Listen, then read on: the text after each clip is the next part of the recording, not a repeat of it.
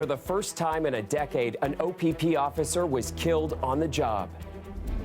You almost feel numb, and you can't get the feeling back. A police service in mourning. A civilian also killed in the ordeal. We've got the latest on the police watchdog investigation. The safest place for our children right now are actually in the schools. The Premier reassures Ontario schools will not be included as new pandemic restrictions are set to be announced tomorrow. A friend used my t-shirt, and it happened. It happened to me. And dispelling a dangerous myth. Sexual assault survivors share their stories and their clothing in a new gallery aimed at giving them back some power. Good evening, I'm Chris Glover. We begin tonight on Manitoulin Island, where an OPP officer was killed in the line of duty today. Mark Hoving was a 28-year veteran of the force. It's devastating for the whole community, and I cannot imagine what his family will be going through. I would just hope that everybody has them in their prayers tonight and going forward. The Special Investigations Unit says OPP officers were responding to reports of an unwanted man on a property in Gore Bay. That's a small town on Manitoulin Island, about 6 hours northwest of Toronto. When officers arrived on the property, there was some sort of interaction with a man. Mark Hoving was fatally wounded. The man on the property was also shot and killed. Hoving is the first OPP officer killed in the line of duty in a decade. When an officer dies in the line of duty, it's like you've lost a family member. It's like your brother, your sister, your mother, or your father dying.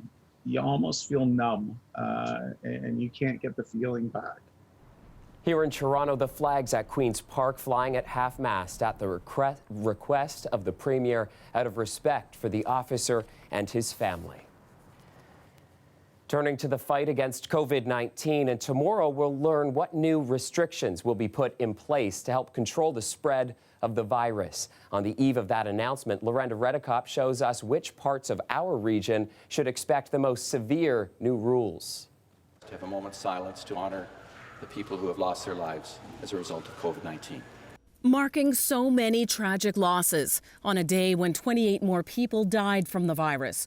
Over the entire pandemic, more than 3,400 have died in Ontario. That's as restrictions are likely coming. No details, but a hint. As it's looking, these measures, they will have to be tough in the hardest hit areas. The Premier first talked about what could be coming last Friday. We're staring down the barrel of another lockdown.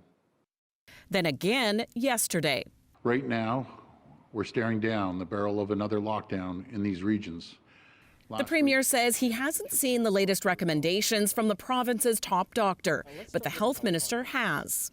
Peel is the most problematic region right now, Toronto as well, and so we are looking at those areas with particular concern. One ICU doctor doesn't want the government to wait, given hospitals are already at the critical point. Premier Ford, if you're going to make a move, let's make it today. Let's not announce it tomorrow to be implemented Monday. We need to keep the healthcare system accessible to all patients, whether they have COVID or not. Whatever restrictions come, the opposition wants businesses looked after, paid sick days, and a permanent raise for personal support workers. It's absolutely disgraceful that Mr. Ford's more interested in pinching pennies and trying to show a good bottom line for the province of Ontario while people and businesses are suffering, while seniors are dying horrific deaths in long-term care, while PSWs are working double and triple shifts. In one of Toronto's hardest hit neighborhoods today, a pop-up testing site. Test positivity rates here are more than double the city average. We have lots of new immigrants, and English may not be the first language. So we want to ensure we can get to them, work with our community, our churches, our mosques, our temples. In terms of a possible lockdown, the health minister says more data is still coming in tonight. Recommendations will be made, cabinet will make a decision, and then the premier will announce any new measures tomorrow. Lorenda Redekop, CBC News, Toronto. Whatever restrictions are announced tomorrow, it comes as the number of COVID patients in critical care reaches a critical threshold. There are now 150 patients in Ontario intensive care units being treated for COVID-19. Lauren Pelly shows us what's at stake. Rose Foy's son-in-law had a 5-hour open-heart surgery on November 10th and was discharged after just 3 days. So I had to pick him up that morning and had a terrible time getting him in the car. Couldn't wear a seatbelt. He was in agony. Foy feels he was in and out too fast. They told my daughter because of COVID and the hospital was really busy and they needed beds. Other Ontarians told CBC News they've waited months for elective procedures or can't get a surgery spot at all. In Bowmanville, the Lefebvre family says the clock is ticking to have a procedure on their son's hand. 11-month-old Charlie was born with several fused fingers. They look connected or separate, but they're actually together. The surgery should have happened this year, but now no date is set. So the longer that these fingers stay attached, the longer the chance there is for them to not grow at all.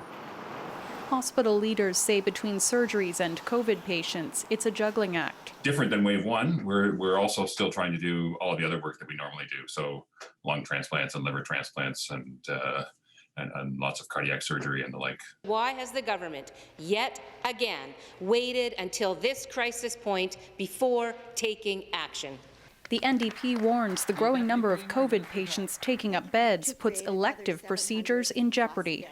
We've added over 3,130 beds since the beginning of this pandemic, and we're prepared to do more and expand more spaces if we need to.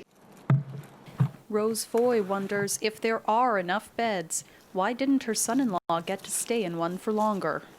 If he had died on the way home or died in the house, it really made us nervous.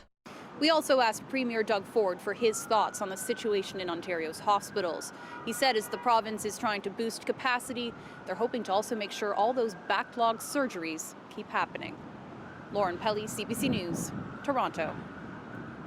An update now on a story we brought you last night. Police have identified the woman who was stabbed to death in the Bloor and Christie area. The victim has been identified as 31-year-old Tajist Teklay. Police were called to the area near Christie Pits around 5 last night for reports of a fight between two people. They found the victim suffering from serious injuries, and she died at the scene. A man was also found with serious injuries, and he was arrested and taken to the hospital for treatment. 36-year-old Samuel Germatsian of Toronto has now been charged with first-degree murder. At the trial of Alek Minassians today, there were more attempts to prove the man behind the Yonge Street van attack knew what he was doing. The defense is claiming Minassians did not know. The rampage was wrong because of his autism. Trevor Dunn now with the cross-examination of a key witness.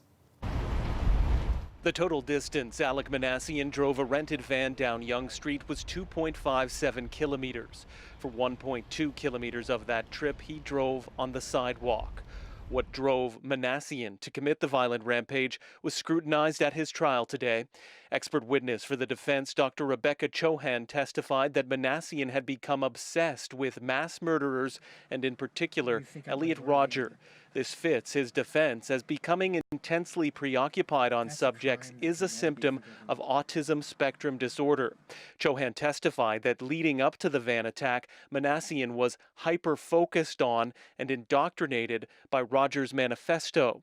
But in cross-examination, the Crown argued that Minassians had been thinking about killing people for more than a decade before that.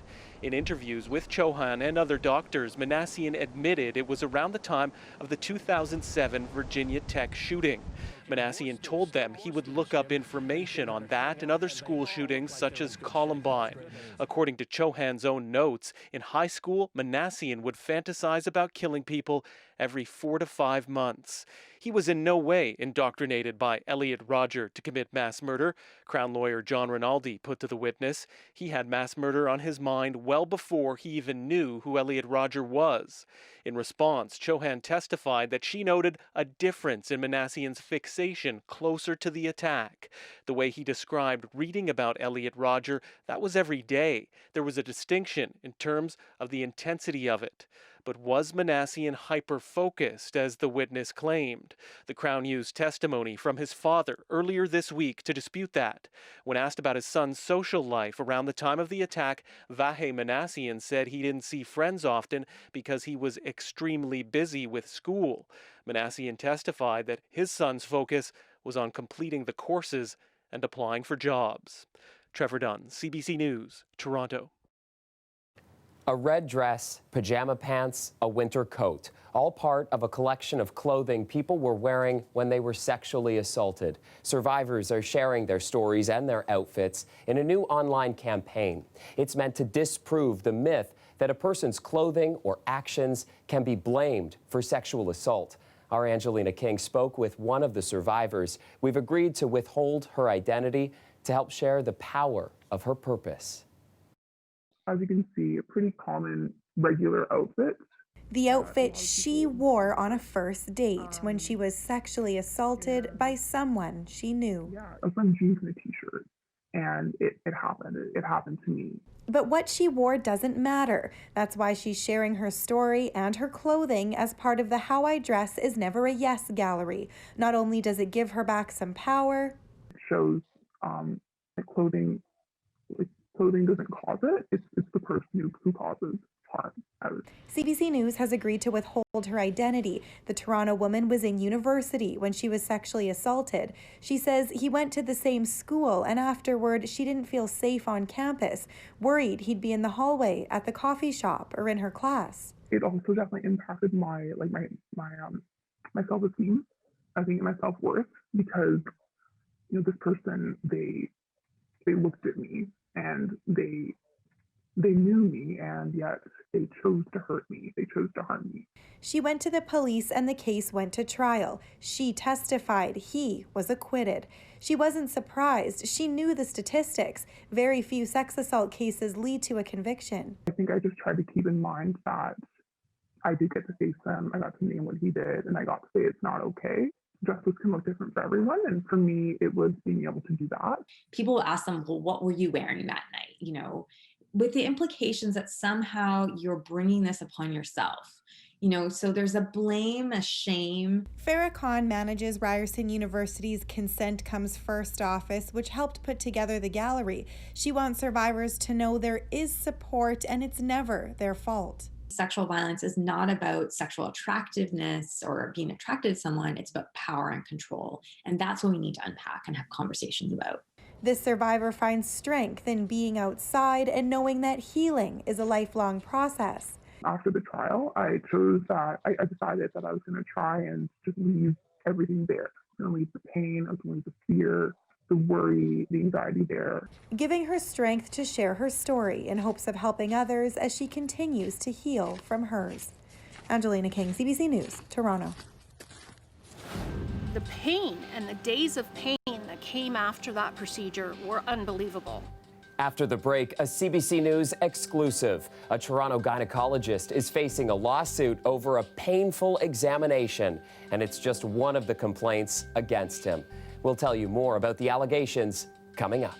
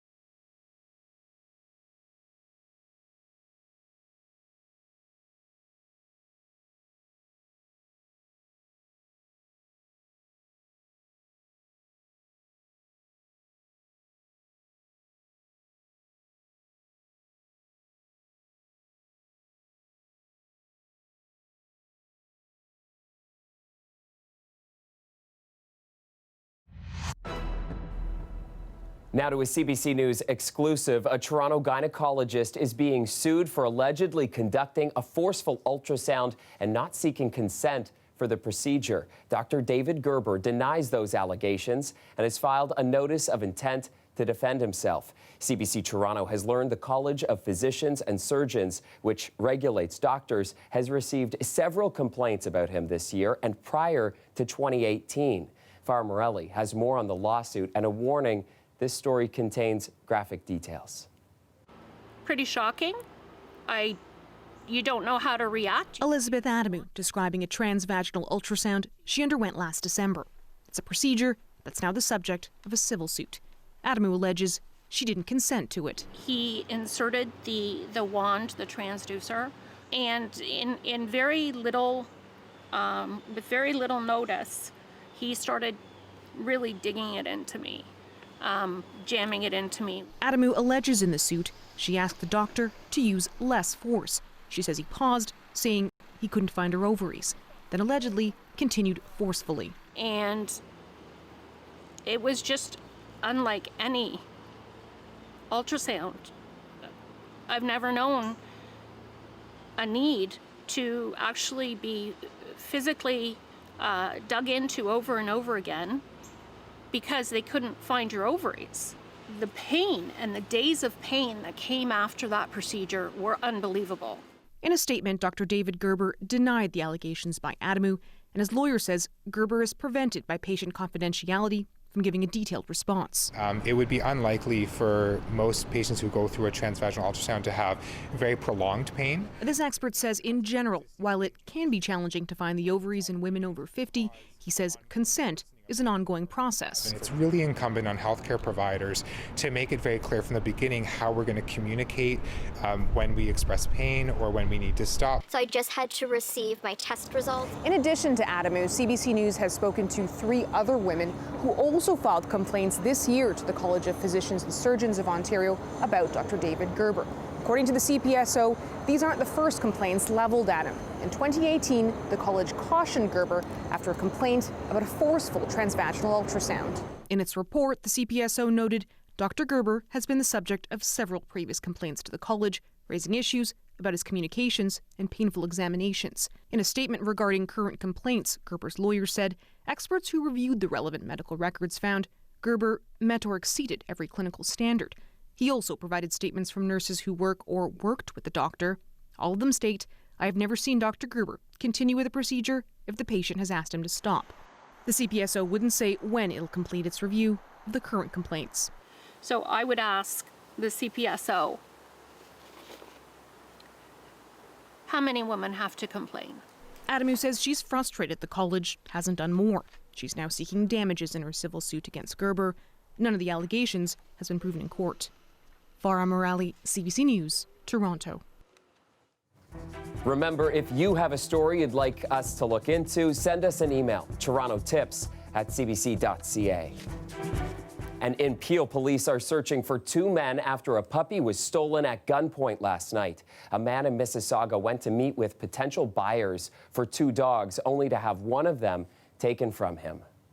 During the transaction, one person actually had pulled a gun on the victim, and they actually demanded one of the puppies. So we had 2 males that fled the scene with the puppy. The puppy is a 9-week-old Maltese poodle with white fur. The victim met with the suspects in the area of Lakeshore Road West and Lorne Park Road. As the victim approached the buyers, one of them pulled out a gun. They demanded the victim hand over one of the puppies, and police say the victim agreed out of fear. They suggest the public use sanctioned buy and sell zones at Peel Police divisions in Mississauga and Brampton. Looking outside downtown Toronto, another beautiful night as we look live at Toronto's harbor. And certainly it was quite a bit warmer than what we dealt with last night. But of course, it is November, and I just know that it won't last for too much longer. Let's get to Colette Kennedy now. Thanks, Chris. I hope that you and all of our viewers enjoyed the weather today, because we're going to do something very similar with the conditions for tomorrow as well. And in fact, overnight tonight, pretty mild. our overnight low is warmer than what would be a normal daytime high for this time of year. Let me just put it that way for you. It's going to be breezy again on Friday with those southwesterly winds, but that's what picks the temperature up, right? And then Saturday, temperatures essentially back to normal, very close, if not there. Still some cloud cover, and I'm going to show you on the model imagery kind of what's happening there, as we will have a cold front that goes through tomorrow night, and that's going to push with a little trough kind of trailing some cloud cover through with it in a few areas to the northwest, some flurries. But more significantly will be what happens into Sunday, when we are going to have some precipitation coming through. Rain, snow mix, yes, even a few areas north and northeast, maybe a bit of freezing rain. So that's something I'm watching very carefully too. Okay, we just have to do this kind of a recap. I love it when it's mild like this.